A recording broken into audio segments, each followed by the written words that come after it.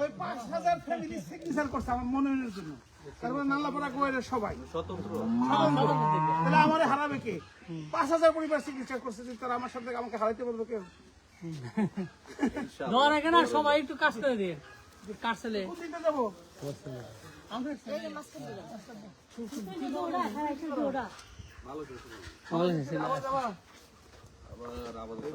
আচ্ছা, আপাতত যৌবন বয়সে যদি সারা জীবন বিদেশ থেকে বকলান্ত সবাই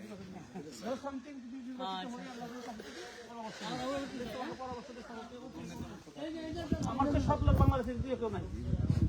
আমি নিজে করছি তো পৃথিবীতে, আমি বলে তার সাথে মিথ্যা কথা বলি না। দাদা তুমি তো ভাই লাগো, তুমি চ্যালেঞ্জ করলাম যে বলবে না, আমি তুমি আমার চ্যালেঞ্জ গ্রহণ করো যে আমি কখনো কারোর সাথে মিথ্যা কথা বলিনি।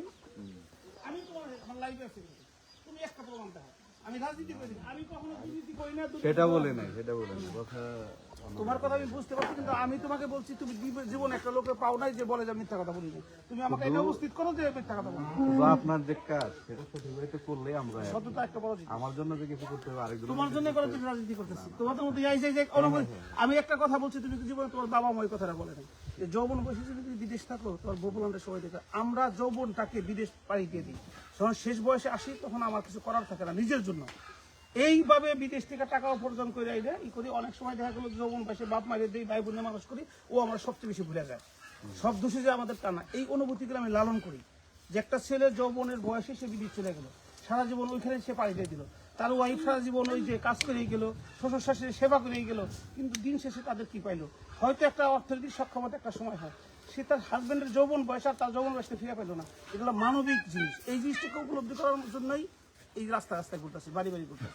আর আমি যদি 100% সৎ না হইতাম আমি রাজনীতিতে আসতাম না। এবং তুমি তোমার ভাই হিসেবে বলি, তোমার তো তুমি আমার আত্মীয়, আমি ছোটবেলা থেকে এই সততা লালন করছি, কারণ আমি তোমাদের জন্য কাজ করবো। এই যে ঘনিষ্ঠ ভাবে বললাম, আমার নিজের ডোর আমি নিজে বেঁধেছি, আমি সৎ দেওয়ার সাথে একমাত্র সৃষ্টিকর্তা তারা দাবি। এই জন্য আমার দাবি তোমার